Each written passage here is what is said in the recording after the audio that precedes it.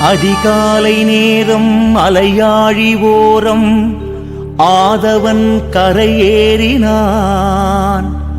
பதிதோறும் பாடும் சிவதாசர்தானும் கையேந்தி அருள் வேண்டினார். நதியாடும் வதனம் துதிபாடும் கமலம் பூவாக புன்னகைத்தான். மரிசூடி மடுவேந்தி நடமாடும் சிவனே திருப்பள்ளி எழுந்தருள்வாய்.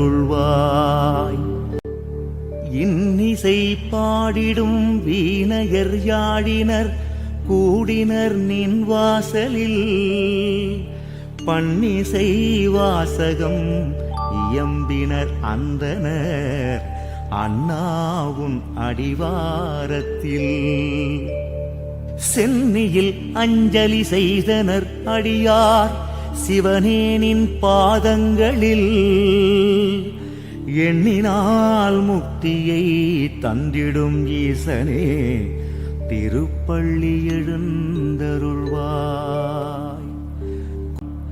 கூவின பூங்குயில் குருகுகள் இயம்பின சங்கம் ஒலிக்கின்றதே. தேவரும் முனிவரும் அரகராயினும் ஓசை அருணையில் கேட்கின்றதே. கோமுகம் பார்த்தே கறவைகள் எல்லாம் பாலாய் சொரிகின்றதே. தென்னாடுடைய சிவனே சிவனே திருப்பள்ளி எழுந்தருள்வாய். களிறுகள் பிடியொடும் நிறைகுடம் தாங்கியே அருணாத்ரி வருகின்றதே. மயிலினில் ஏறியே அருமுகன் வந்தான் கணபதி உடனாகவே. முரசொடும் பேரிகை பஞ்சவகை வாத்தியம் சிவகணம் இசைக்கின்றதே. முடிமீது ஜோதியாய் ஒளிர்கின்ற நாதனே திருப்பள்ளி எழுந்தருள்வாய். வண்டுகள் மொய்த்திடும் வாசமாமலர்கள் பூஜைக்கு வருகின்றதே. தொண்டுகள் செய்திட வந்தவர் கூட்டம் கிரிவலம் வருகின்றதே.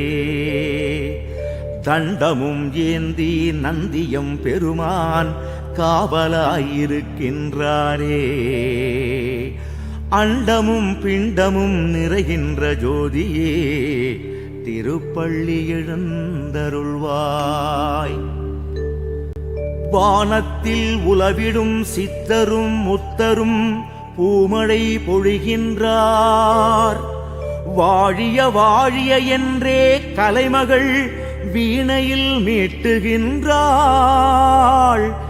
தானமும் தருமமும் செய்த சிவபக்தர்கள் தரிசனம் வேண்டுகின்றார். அண்ணாமலை வாழும் அருணாச்சலேசனே திருப்பள்ளி எழுந்தருள்வார்.